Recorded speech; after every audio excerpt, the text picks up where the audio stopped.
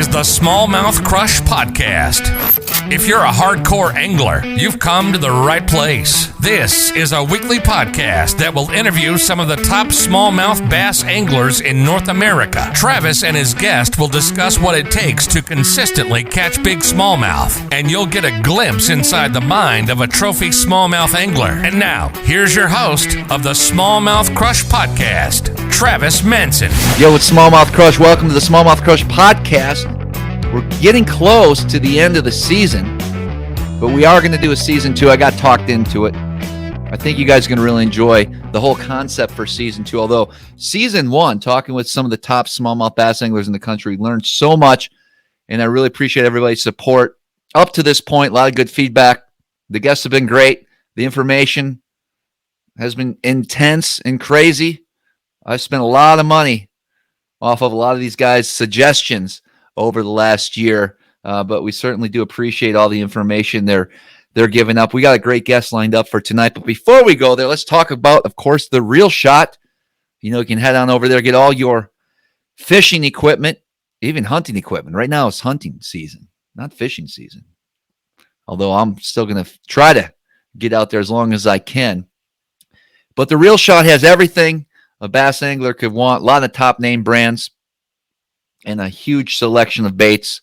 And if you go to therealshot.com and use my code SmallmouthCrush15, 15% off your first order. So a really cool deal. Head on over to therealshot.com and let them know Smallmouth Crush sent you.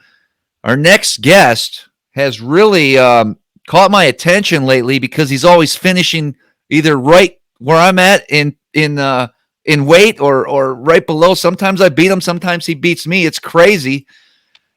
And I just don't understand it, man. Brett, welcome to the show. Seriously, we're always right there, dude. I know. It's last like 3 years, every tournament you go back and look, and it's either myself or Travis within 1 ounce of each other, or even tied. Every time. And I always joke about it at the ramp with him after the weigh-in. You know, I think this year you beat me. I had 23.49, and you had 23.50. In the APA on the St. Lawrence. And then I look back and like last year or 2 years ago, we fished a BFL together and we actually tied. Oh, wow. And then, there's a bunch of them. Last year on Oneida, sure. I think I had third, you had fourth. And then yep. In the Bass Open this past year on the St. Lawrence River in Lake Ontario, I came into the weigh-in and I had like a good bag on day 1, I was in like 11th, I believe. Day 2, I had 21.3 was what I weighed. But when I got to the scales, I looked at my phone to see who was, what place I was probably going to be in. Maybe I'll make the top 10. But I look and I see Travis has like, I don't remember the weight. It was like 44.5 pounds maybe. And I'm doing the math in my head and I'm like, okay, I need 20 pounds, like 15 ounces to beat him. Sure. And I'm like, okay, please tell me. I'm like, I've got like almost 21 maybe. So I weighed 21.3 and I beat him. And it was just like a moral victory again. But we cashed the same check, so it didn't really matter. It's crazy. Hopefully, I liked it. I mean, we're always up there at the top, so let's just keep it going, man. I'm cool with that. I like it. But no, I want to thank you for coming on, Britt. I want to, before we even get started, let's talk a little bit about your background and kind of the bodies of water you like to fish. And if you could just kind of take me on that journey, kind of how you got involved with fishing and really your love for smallmouth fishing. I live in Plattsburgh, New York, which is on Lake Champlain. That's where all like the big tournaments come out of. I've lived here my whole life. I actually live very close to Cumberland Head, Point of Rush and Cumberland Head. So growing up, I was in Treadwell Bay, near the ferry, near the New York Ferry. Everybody knows where that is if you've been on Lake Champlain. So I started fishing when I was about 9 years old, just fishing the bank. Started out, I had a little aluminum boat, like a 12-footer. My dad would take us out on it. I'd be fishing the Saranac River, which is where the tournaments kind of take off from now. The Saranac River right in between Wilcox Dock and the Naked Turtle. Fishing that growing up, until I was probably 13, 14 years old. And that's where I learned like how to fish, how to catch bass. And after that, I've discovered like my passion real early, by like 9 or 10 years old, I was like full blown.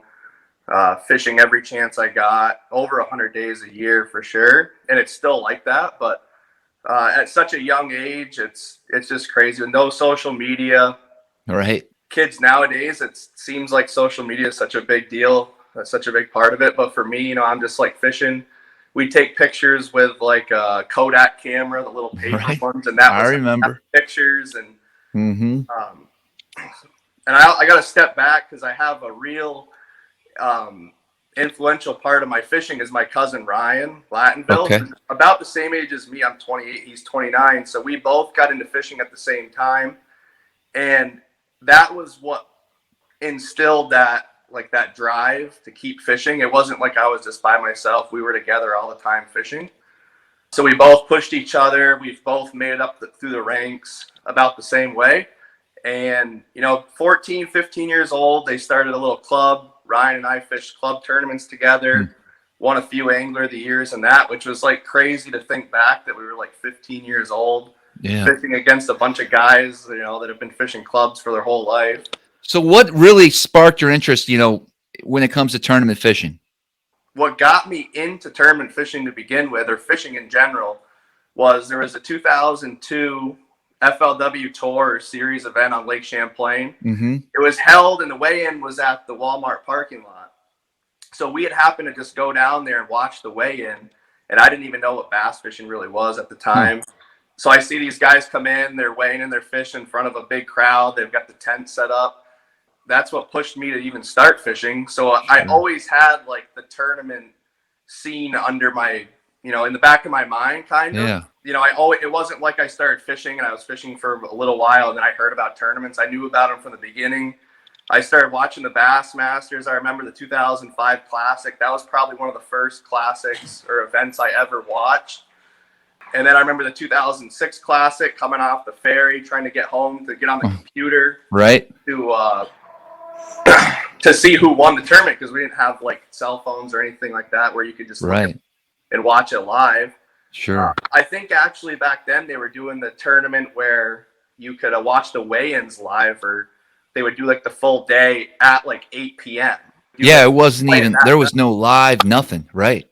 No. So that's, and then we started tournament fishing when we were 15, or I was 15 years old. So I'd been in it for about 5-6 years, just getting the fundamentals down of fishing. Mm-hmm. We joined a little club in Plattsburgh. We start fishing club tournaments from age like 15 to 18. I started fishing a little bit of TBF when I turned 16. Did that for a little bit, and we had success right off the bat. Like we had won the club AOI. We won it 2 years out of the 3 years we did the clubs. Which was pretty good, I guess, for, being 15 years old. My cousin Ryan and I, we start fishing a little bit of the bigger tournaments when we got to like that 16, 17 years old, bigger club tournament events, I should say. A lot of the opens like Northern Bass Supply, which are now like the Reynolds events, stuff like that. Okay, yeah. A lot of team events out of, the Vermont side of the lake. We found some good success in that once again, and a lot of people were starting to like recognize who we were. They're like, man, who are these young kids from New York that keep coming over? But Champlain's known for largemouth and smallmouth. Were you specifically, were you targeting largemouth as well, or was it a mixed bag, or did you concentrate on smallmouth at that early age? No, it was fishing both. Okay. We got really good at fishing both smallmouth and largemouth. You could fish the Shazy River and catch largemouth. You could fish Saranac River, catch smallmouth. Of course, Cumberland Head's a better smallmouth fishery than largemouth. You launch, say, up in Shazy, you can fish Kings Bay. There's some good areas on the lake for both, obviously. Right. So, yeah, we like growing up, we had fished both, but I was catching for sure more smallmouth. Both Ryan and myself were growing up. So we were better at smallmouth fishing, I would say. Sure. Or largemouth, but you watch TV and that's like the deal, right? You watch these guys frogging and flipping and you're like, man, I can't do that. So once we started being able to get out in the lake more rather than being stuck on the bank, we definitely pretty much 50-50. So when did you start actually getting into some of the bigger, higher profile events on Champlain? Like 2016 was, I was 22 or 23 years old, I finally had like a pretty good job lined up. I was out of college, and it was my first year working at the company that I actually currently still work for them. It's been almost 7 years, but I saved up enough money and I bought a brand new Phoenix. So this is 2016. And at the time also, my cousin had just bought a brand new Phoenix. So we were both getting into Champlain Bass Series as a boater. We were fishing, trying to get into some of like the Toyota Series now and the Bass Opens. Once again, good success, ABAs. And 2016, I had my first like big experience in a tournament. I came in top 10 in the Bass Open. 2017, 2018, great years again. Had some top finishes in the Costas. And, moving up through 2019, a few good finishes again. 2020, started branching out actually a little bit from Champlain, fishing the whole ABA trail, and I actually won Angler of the Year in that. Nice, sure. And I didn't have a win that year, but then 2021, this year, I had 2 wins in that trail. I won Angler of the Year again, which was kind of big deal for me because I had never really branched out and fished a bunch of other lakes. I'd only been on Champlain. So it was my first time seeing Oneida, first time Cayuga, the St. Lawrence River in Ontario, those last two years. And then this year I won the ABA on Oneida, which was awesome. And then I had a top finish in the Bassmaster Open. So quite a few good events, a lot of success. And that's what kind of has brought me on the podcast today. So yeah, absolutely. I mean, there's no doubt you got a great track record. I'm curious, on Champlain, there's so many different opportunities to chase smallmouth, a lot of different techniques, a lot of different times of the year. As far as your favorite way to catch smallmouth, if you could pick one technique, one way, what would that be? If I'm going to pick one technique for tournament fishing to catch smallmouth, it's going to be like Livescope with a drop shot. But my absolute favorite deal is like just after the spawn, and I'm a pretty good spawn fisherman. I've had a lot of good success in the spawn, but I honestly am just like not a huge fan of it. If they didn't have tournaments during the spawn, I'd be like actually kind of probably happy about it, which has happened multiple times here in the last few years. But it's the bite right after the spawn, because you've been using the flog or whatever, you're bed fishing. It's kind of like not the best grade, like the funnest deal in the world. But you're doing it for like a full month straight. And then come like June 20th, I would say, 25th, you can really get on that good topwater bite. Okay. I would say topwater is like topwater, yeah. The whole post-spawn deal between end of June and end of July that's my favorite. Early summer, the fish are done spawning. How are you locating these fish? I mean, do you see fish busting? Do you see them on top to throw a topwater? What makes you realize, hey, now's the time to pick up a topwater and go to town? When you spend enough time, I guess, on the water that time of the year, you can kind of tell when the transition happens, when the spawn's starting to end, and usually right around then, that's when I'm gonna start picking up those post spawn baits, and maybe during practice I might start messing around with them. But there's usually like always a day or two when it's just like dead slick calm, and you might have the water temperature rise from like that high 60s into the low 70s or even higher. And you can kind of just tell the bottom of the lake is like changing. There's a lot of grass growth. That's like the time when I'm just like, all right, it's time to roll. And it's not like, oh, I caught him in practice doing it. It's like I'm in the middle of the tournament and it just slips off. And you're just like, yeah, like that's it. Yeah. You roll up to your juice and start throwing like, my favorite bait. I've actually got it sitting right here. Sure. An evergreen shower blow. Ah. And so this is the 125 size. Okay. This is my favorite topwater bait to throw, especially on Champlain. For some reason, this bait, I think it's probably the profile of it, because it's the same size as the alewives that they're chasing that time of the year. So an evergreen shower blow is probably my favorite. Now that color you have tied on, is that your favorite color, or is you got some other tricks when it comes to that? So I'll throw two colors. I've got this is just a chrome. Chrome, yep. And then I'll throw like straight, I guess it's bone. This bait, it's got a huge, like a real wide walk. I typically, well, not typically, I always throw it on 40-pound braid. Okay. I use Power Pro. Got a 7.3. So this rod is the rod I used to always throw it on. It's the Texas rig, Carolina rig, worm and jig rod made by Kistler. It's a KLX. Sure. It's a heavy, moderate, fast 7'3". So it's got like a real good tip on it, and it's long, so I could bomb that bait.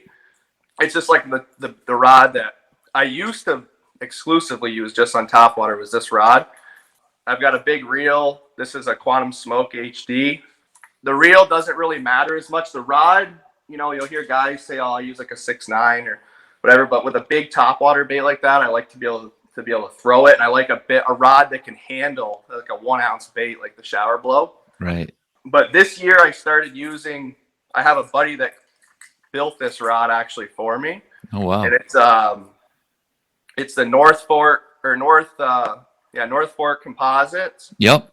It's an SJ 725. So it's a real expensive Kistler, or what used to be the Kistler blank, with a Shimano Metanium on it. What's the length on that one?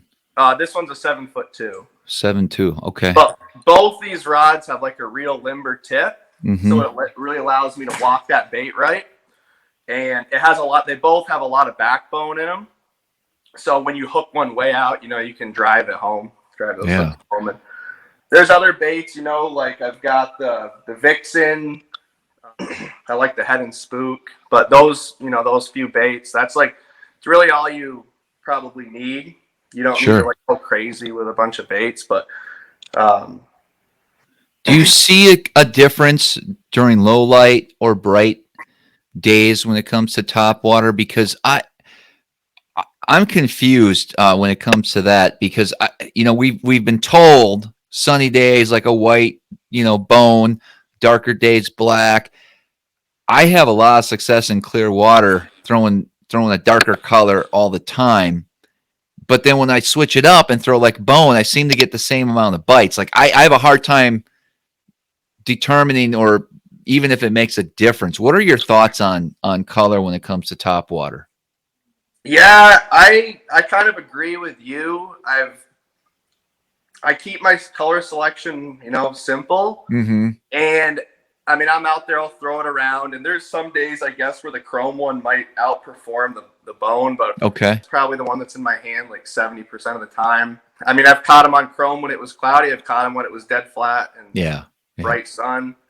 That leads me to another question. Are you able to get a smallmouth to react in heavy wind, bigger waves with those Topwater baits, or is that something that you prefer when it's a little bit calmer?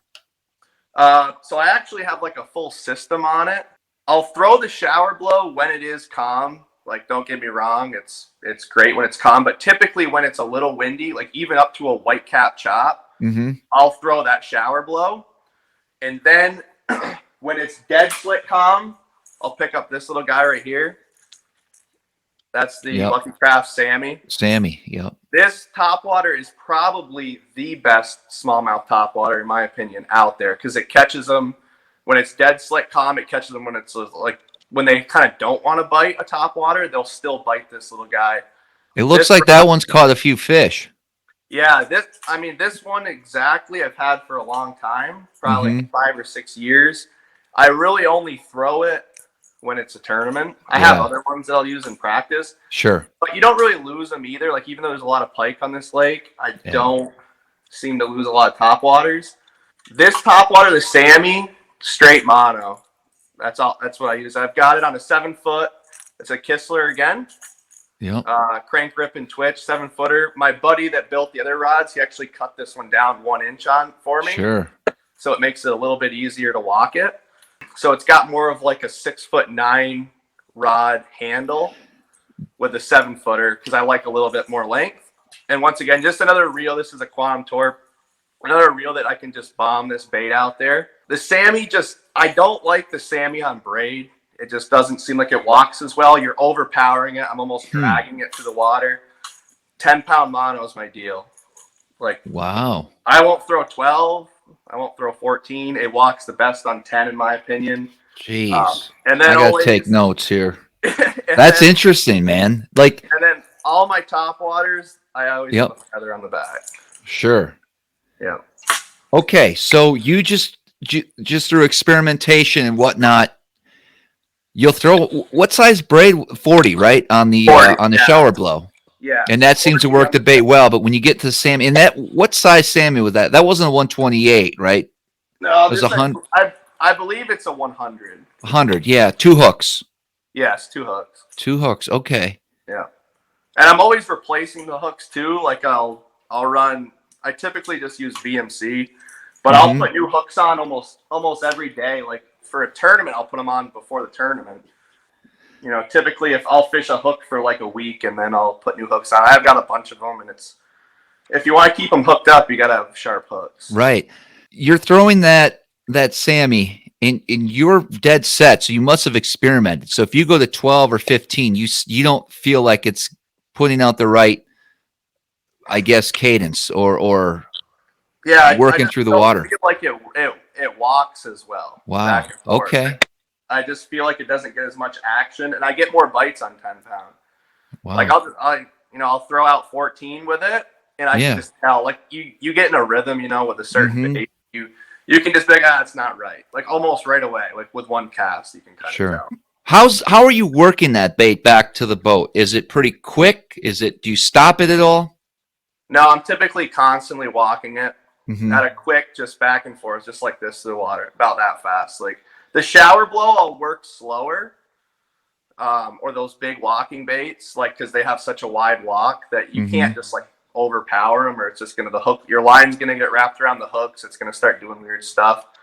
But with the Sammy, I'm going pretty fast with it, and like I said, I'm typically only throwing it when it's dead slick. You can walk it fast because it's just gonna ride whatever. However those things walk, it's just gonna keep going back and forth. It's not gonna get messed up by any waves or anything like that. Okay. So the Sammy when it's calm, shower blow, maybe a spook when it's a little windier. Yeah. For you. And then the final, I actually got 2 more deals to my little system. Yep.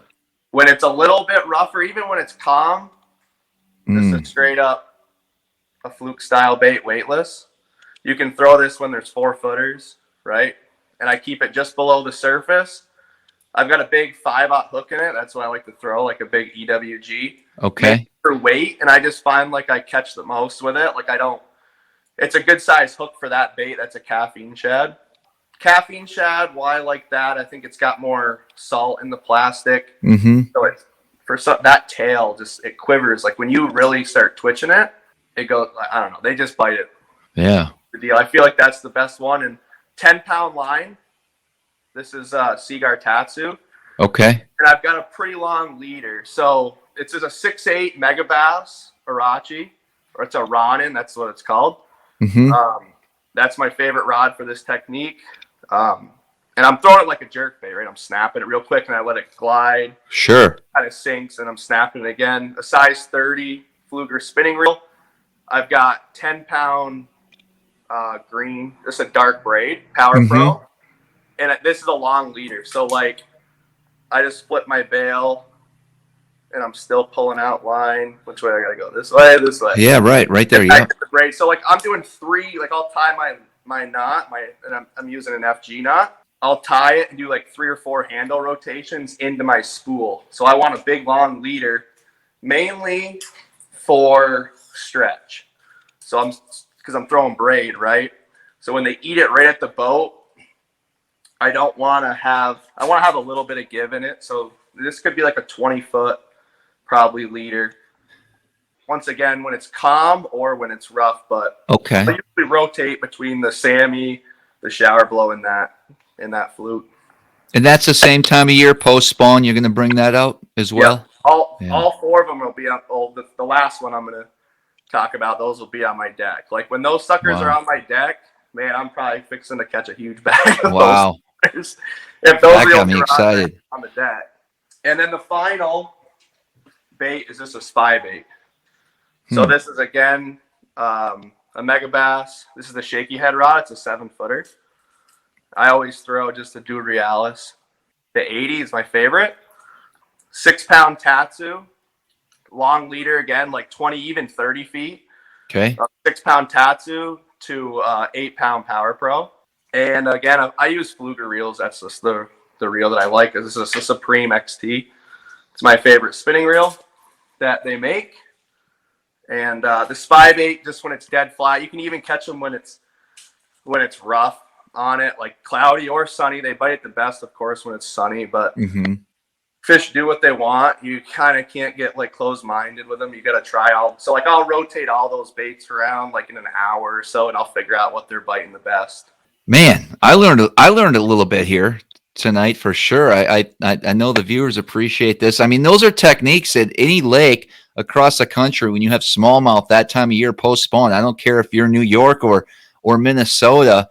I would certainly give that a try. And it sounds like through your experimentations, I mean, you seem to have things dialed in when it comes to topwater fishing. Any poppers in the arsenal at all, or do you not mess with those too much?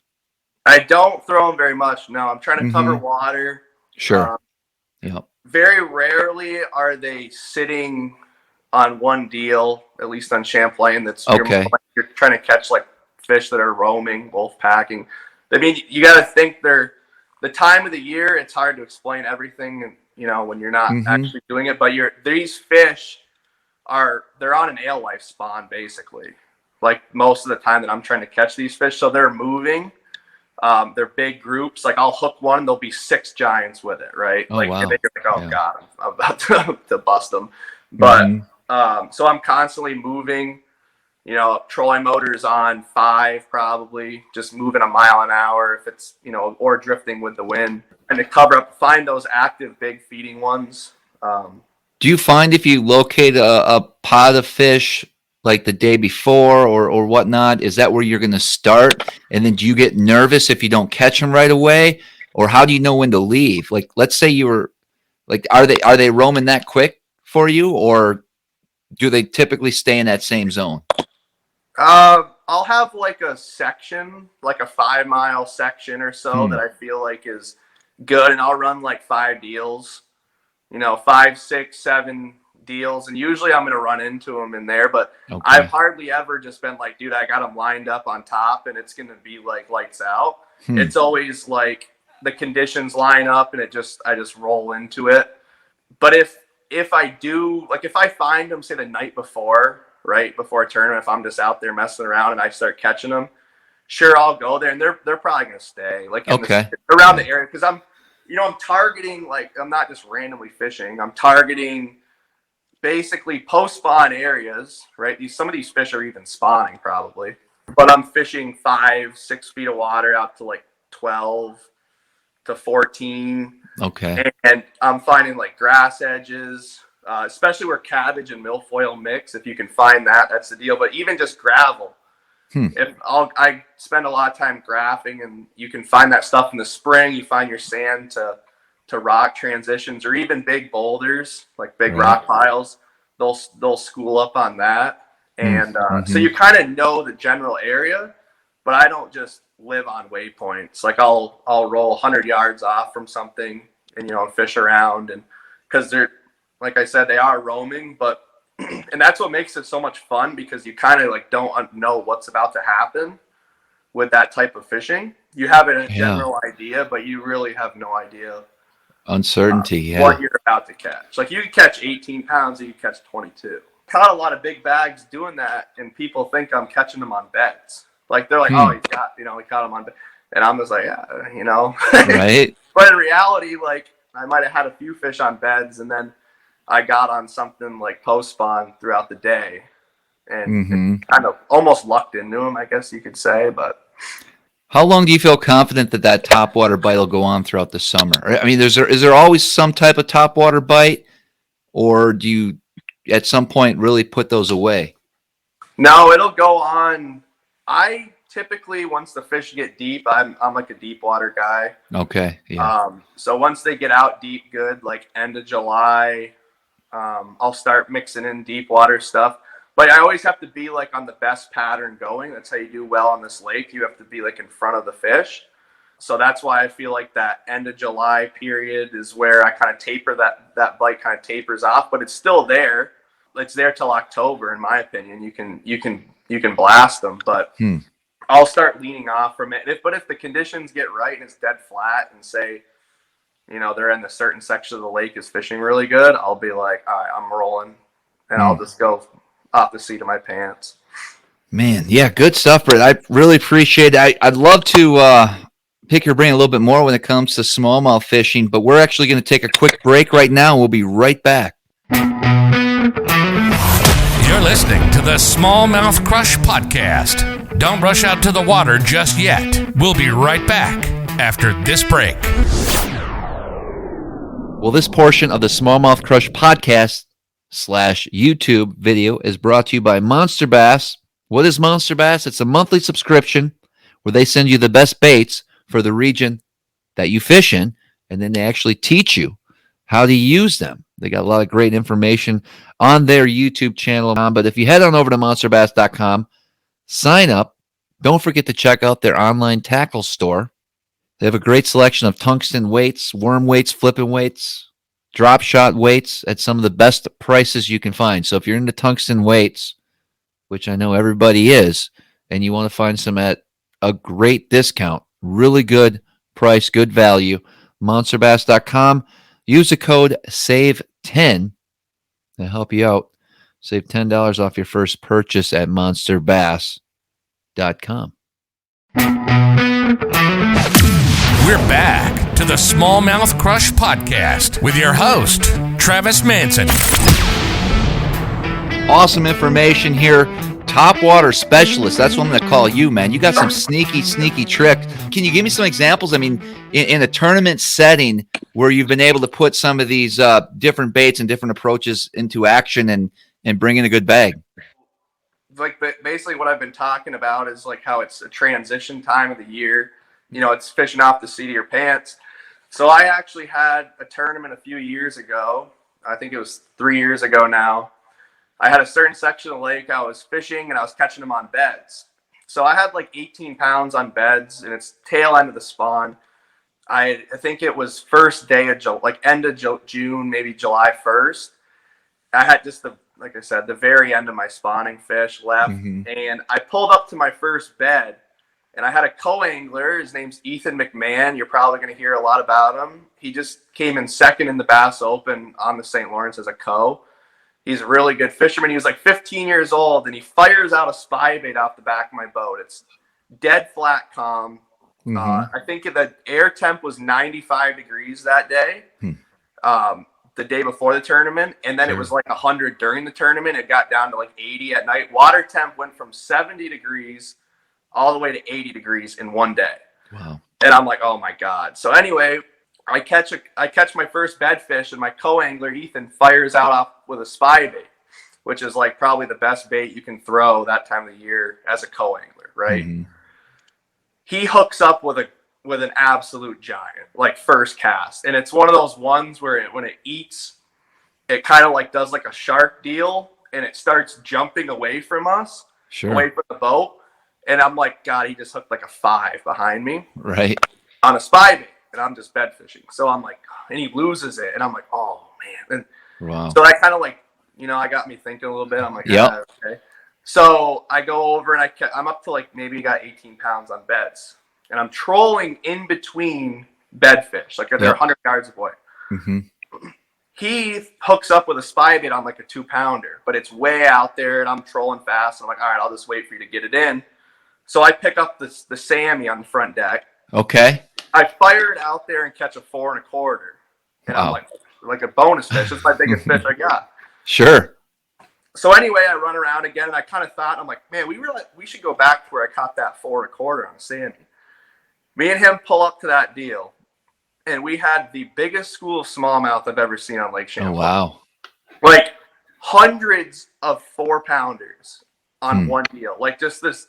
Almost nothing. I had like a few gravel like waypoints out there, and me and him, I ended up catching I had 21 pounds. I didn't even win the tournament. I got beat by Ty Condoroga. The tournament was out of Port Henry. So I was starting to fire up, and somebody caught 22 or something and beat me. Right. But anyway, I catch like 21. He had 14 and a half with 3 fish. 3 fish. 3 fish limit. It was his first tournament ever. And he's got like a 5 and 2 4.5.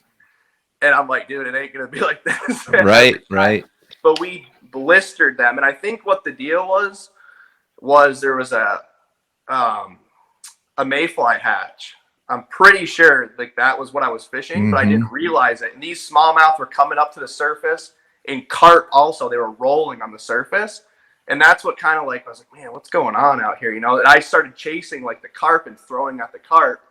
Wow. And I'd catch cute like 4-pound smallmouths. But anyway, we caught probably like 15 of them. And it only lasted from like 10 until like noon. And then they just were like shut off. That school kind of stuck around like days after. I still was like catching a few fish from that group. But honestly, that spot hasn't been any good since. And I think it's just because I was running around and just hit like maybe, where bait was feeding on mayflies or the smallmouth were, and just absolutely wrecked them. But that was like probably one of my most fun days. Like I said, 100 degrees was dead. Yeah, that's cool. Sure.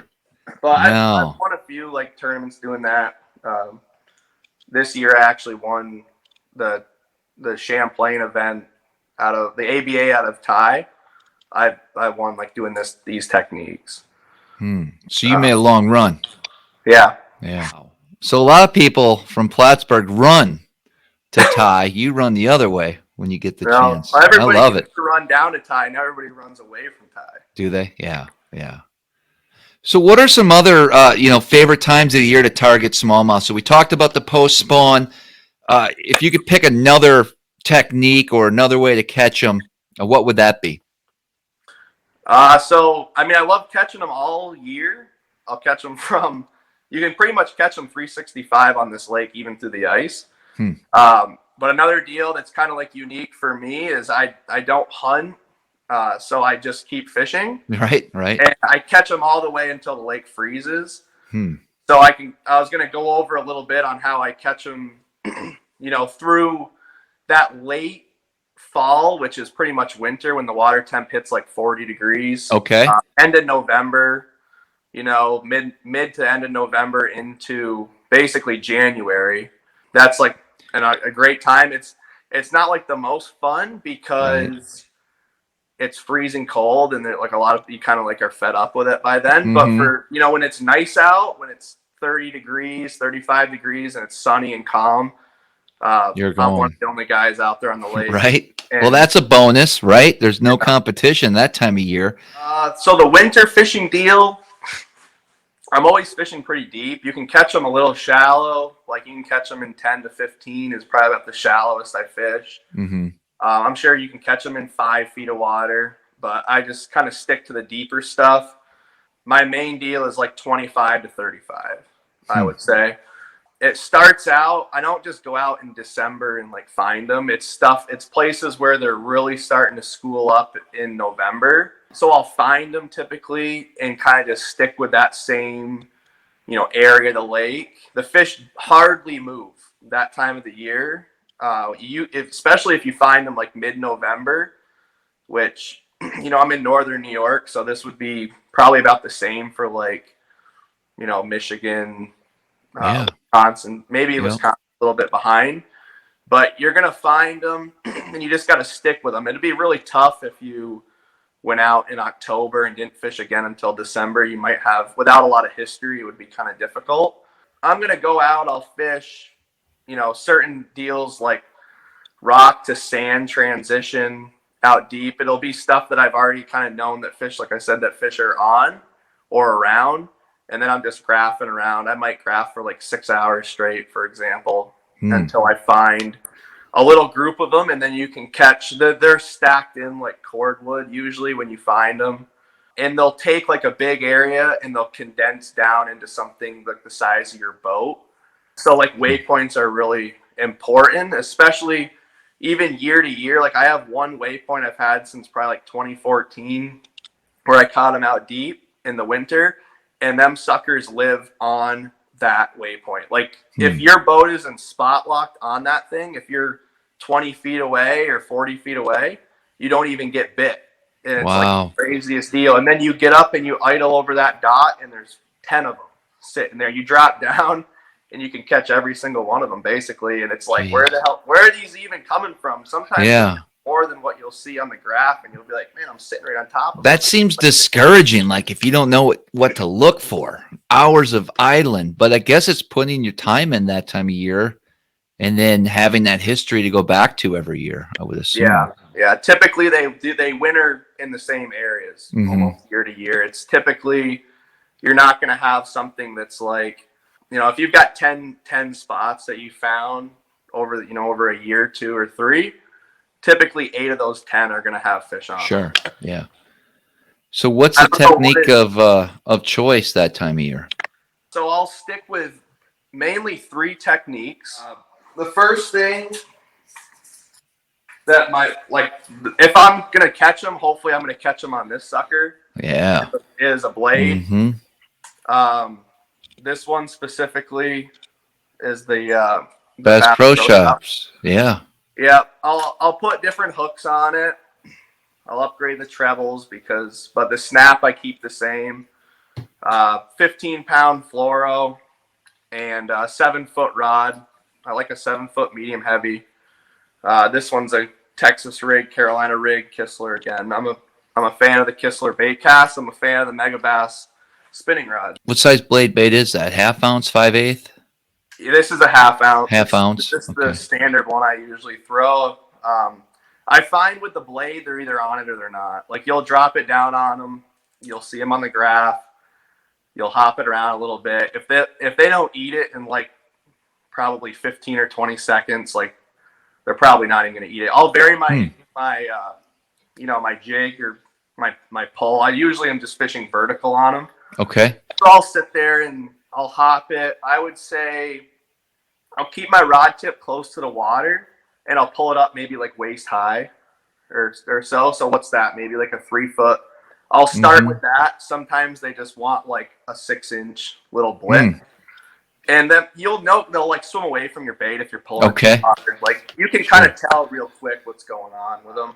So yeah, the blade, that's probably my favorite way to catch them in the winter.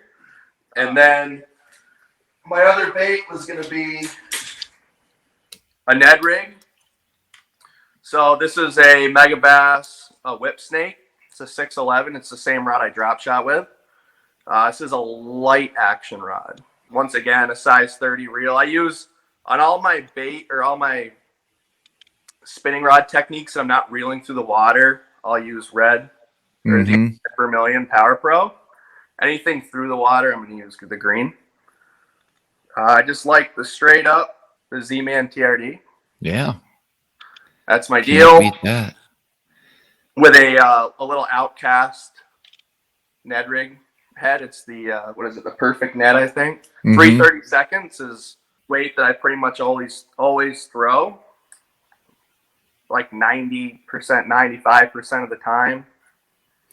And are you making cast, or is that a vertical presentation on those fish?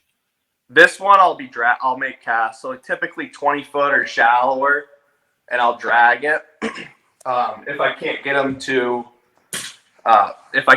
to eat the drop shot. So on drop shot, I'll use same rod, whip snake. I use a size 1 Gamakatsu, the drop shot hook, the drop shot split shot, and then a 1/2 ounce weight, a shorter leader, probably only a 12-inch leader. So if I'm vertical on them, I'm going to throw a drop shot, and then if I am a little bit shallower and I'm just casting around, dragging through rock, I'll throw the Ned rig. So I didn't see a bait on that drop shot rod. Can we talk about that time of year? Does that vary summer versus winter months, or can you get them to bite a typical drop shot bait, or what's your ideas on that? Yeah, I'll get one. Probably like they really bite the white like the best in the winter, I find. Okay. But I'll use just a little minnow. It's the Z2 striking. Okay. Yep. That's like my deal for the winter. It's Elastic, so it floats. I can kind of dead stick the bait, right? And it just sits there and kind of floats in front of them. That's probably my go-to on the drop shot that time of the year. How are you working that? Like you said, because it floats. I mean, are you kind of dead sticking that in front of them at times, or are they reacting to it pretty quick when they're on it? No, I'll do both. Mm-hmm. I'll figure out like what their deal is. Sometimes I'm right off the bat. I'm just gonna be moving it. I'm gonna be twitching it a little bit, just hopping it, making sure my weight's on the bottom. I'm not gonna be like aggressively moving it. Sure. And if they're not biting it, I'll just sit there and hold it for 10 seconds and see if they bite it that way. And if they're not gonna bite it that way, then you're kind of like out of luck. I mean, you could keep dead stick, but it's either gonna be a dead stick or you're gonna jig it. And typically you can sit there and work them for like 5 minutes. I find myself spot locked, just sitting there on top of them, and all of a sudden one will bite. And I'm doing a bunch of different stuff, either jigging or dead sticking. So you're relying heavily on your graphs, right? Idling over these fish.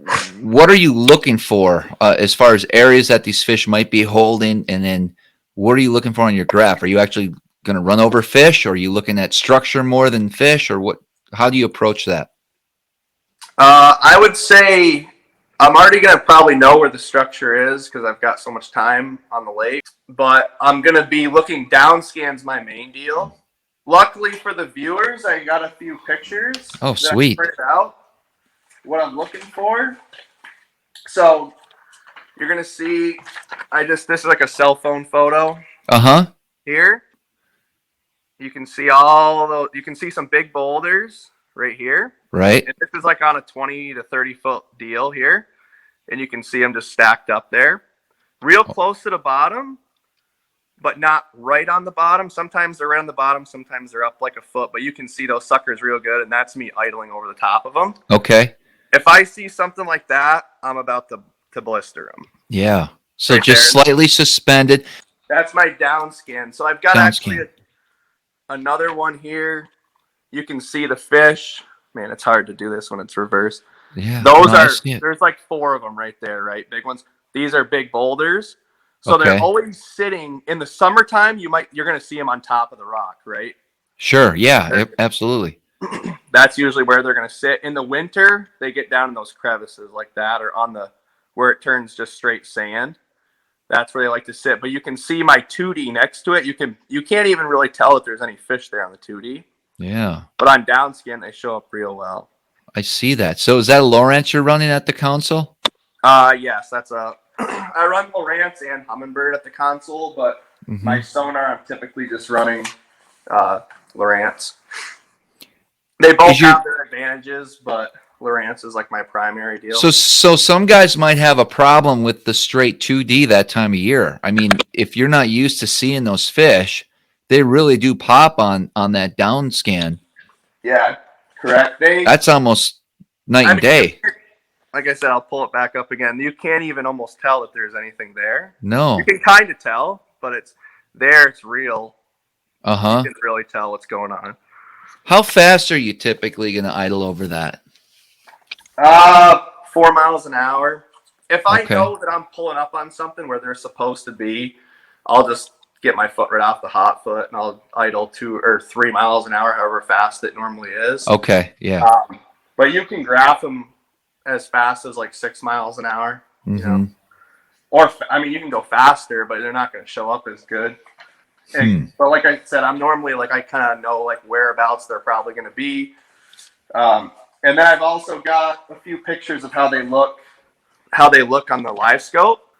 That's them just sitting there on the bottom.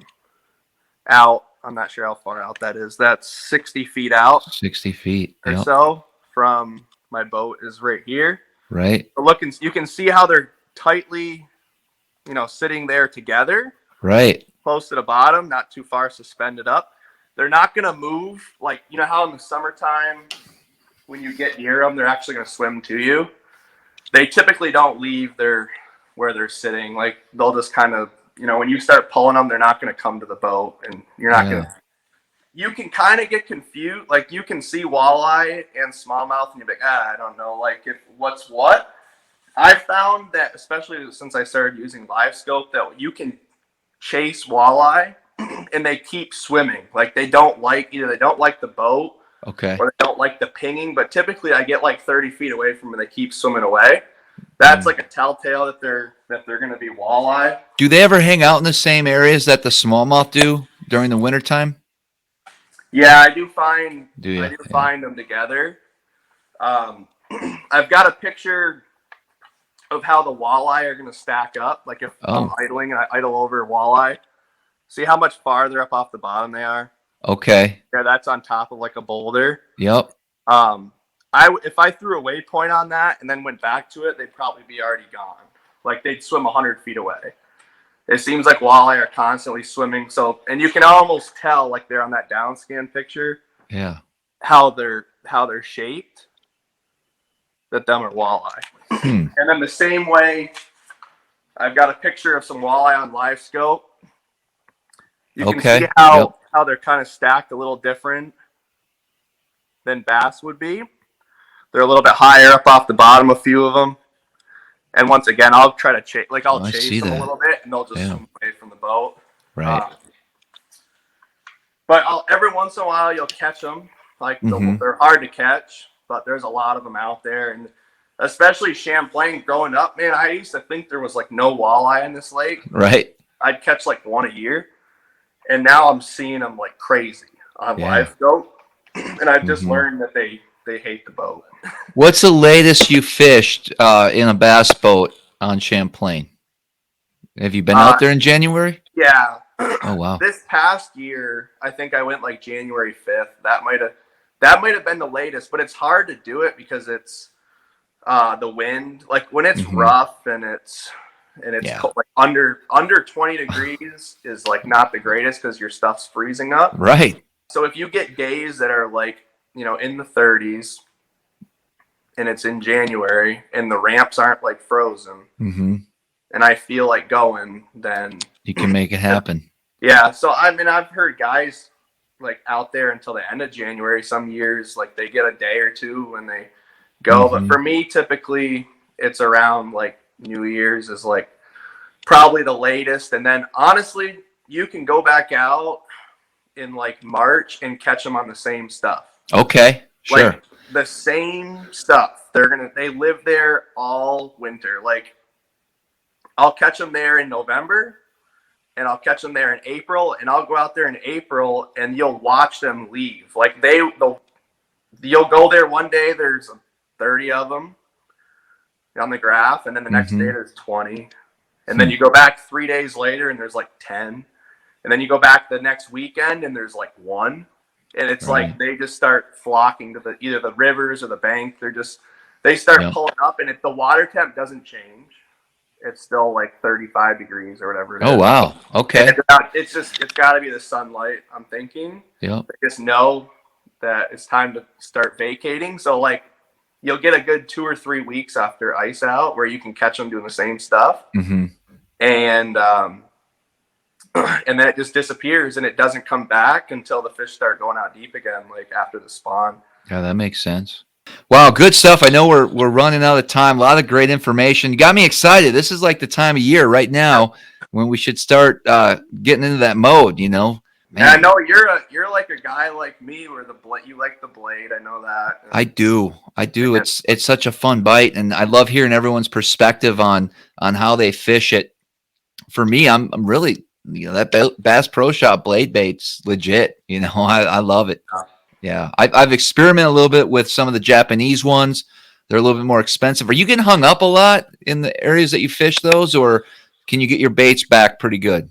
Yeah, I rarely get snagged. And if I do, like, I'm going to probably get it back. Like, I don't even think I've, like, ever.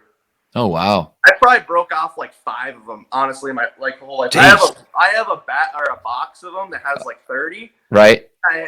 I don't think I bought them like 8 years ago or something, and I've still never have them. Rebuy them. Like I don't lose them, but you can kind of control the bait. You hold it, either you let it go right to the bottom, and it's typically they set up in the sand, kind of right on the edge of the rock, so you're not going to be like right in the cracks of the rock. Every once in a while, it'll get snagged, but you're typically on like a little bit softer bottom, not silt, right, like hard, but it's probably sand. I would imagine. I haven't like figured out exactly what it looks like down there. I should go scuba dive down there. Yeah, right. Exactly, but I just got an Aqua View. I never even had one, and I just got one like this year, so I can go out there and kind of mess around. I don't know why I've never bought one before. I guess it's just kind of. Well, it'll be interesting. Yeah, if you take that out this winter, I think, man, that'd be pretty cool to see what you're fishing and what those fish are relating to. When I ice fish that stuff, we've brought the camera, like a Markham or something, like, and you can look down and see them, and it's typically just like a little bit of hard bottom. Like you'll see a little bit of zebra mussels down there, a little bit of gravel. Every once in a while, you'll see like a big boulder, like maybe a 2 or 3 footer. But they're kind of just like roaming around on that stuff. And whatever it is, I don't know if it's the most fertile part of the bottom of the lake but they just find a spot that they like on a rock pile or within a 100-foot or 200-foot stretch. And they just live there and keep coming back and keep coming back.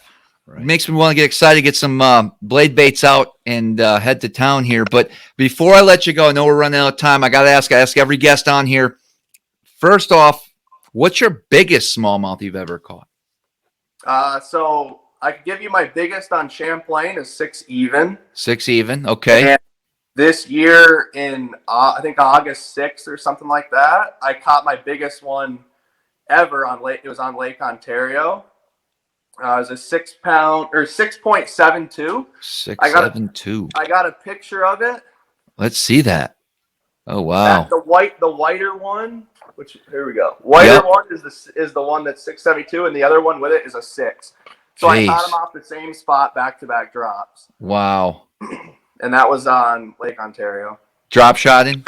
Yeah, that was on a drop shot. I think 35 feet of water.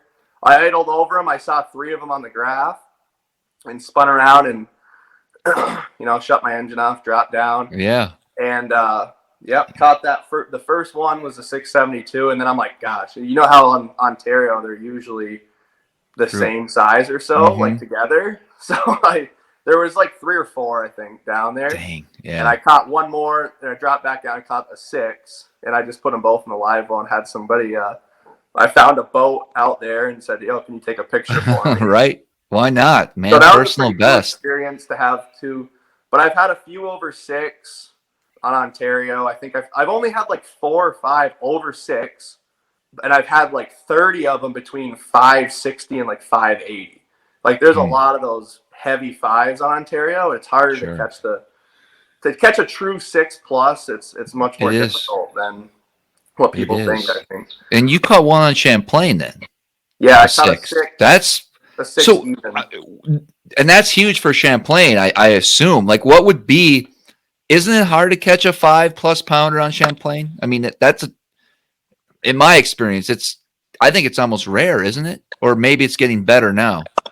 Yeah, I caught the 6 2 years ago. But other than that, I've only caught I think before that, my personal best was probably like a 5.40 on Champlain. So I've only caught like 1 fish over 5.5 on Champlain or smallmouth. Largemouth, you can catch 6s, usually a few a year, even a 7. Okay. Yeah. But smallmouth, typically a 4.5 or better is like a real big one. Yeah. A 22-pound bag is like huge. So those 4 1/4s, the 4.5s, those are like the deal. 5s are even 5 1/4s are really hard to catch. Yeah.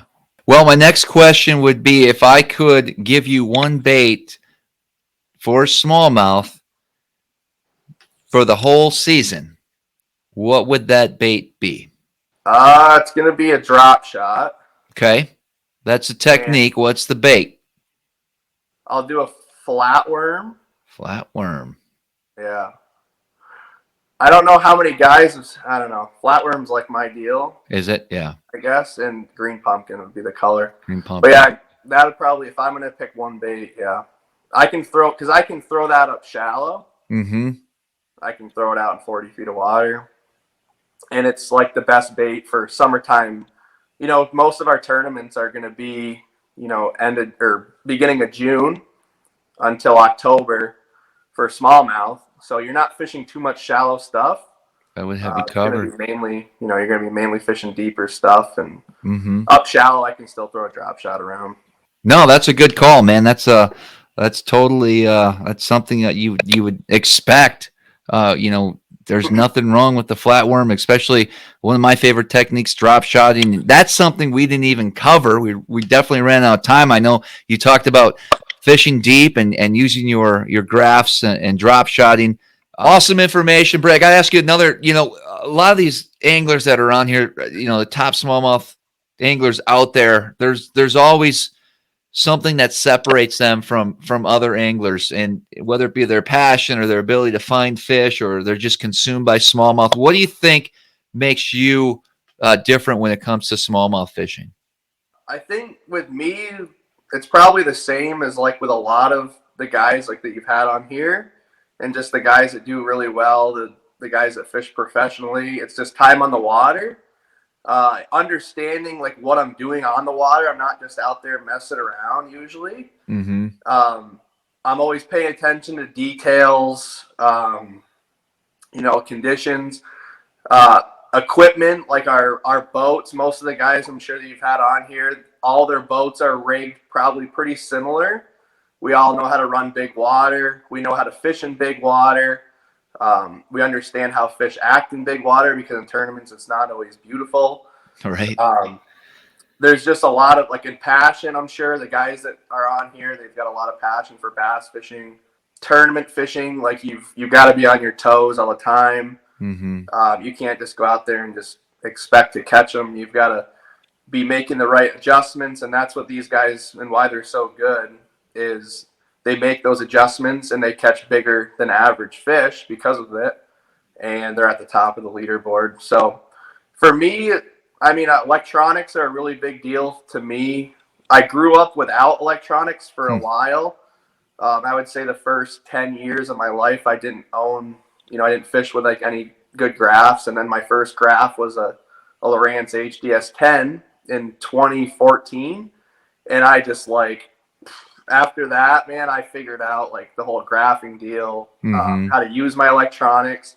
And now electronics, especially the last 3 years, it's been insane. And it helps you break down new bodies of water so quick. So for me, it's electronics, details, and quality time on the water. And then also I grew up and I had a lot of support from my family, my cousin Ryan. Mm-hmm. Of course, I talked about earlier, and then my parents, they didn't help me with financially, being able to, purchase. They got me some rods starting out and stuff, but they got me a boat in 2006, a little aluminum boat, Mm-hmm. with a 20-horse motor. I fished out of that boat until 2016. So for 10 Wow. years of my life, I lived on Lake Champlain with a 16-foot boat, an aluminum boat. Right. And I didn't have electronics. I didn't have much. I was just fishing.